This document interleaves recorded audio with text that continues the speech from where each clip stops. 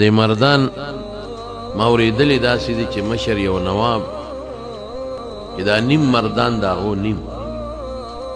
وي چې کله مړ کېده نو وصیت یې وکړ چې کله زما جنازه اوچتوی نو زما په دې مردان چې زما کم بازار دی په دې به زما جنازه وړی او زما لاسونه به د کفن نه وباسئ او یو اعلان به کوئ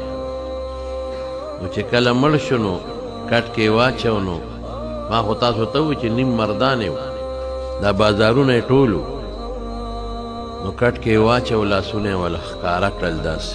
کفن نه راویستل نو لوډ سپیکر باندې به اعلان کېده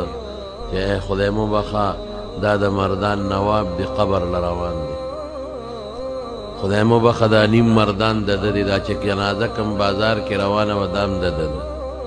ګوره لاسونو کې څه شته خالي لاس روان دی دقسې چې مونږ قبر لځو خالي لاس پس پلوړو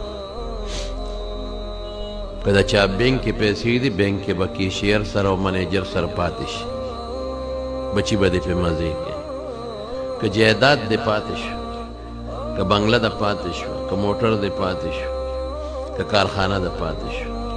که دوستان دې پاتې شو څه به ځان سره وړې کم چې حضور پاک فرمایي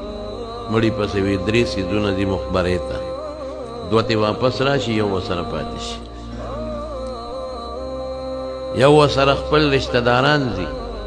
زوی ځي پلار ځي تره ځي هتې واپس راشي بل ورسره خپل مال ځي غلام نوکر کټ پوزې هتې واپس راشي دریم ورسره عمل ځي هتې واپس نه راغي د هغه ورسره قبر ته دننه ځي نو زما وروڼو اعمال ښه کول پکار دي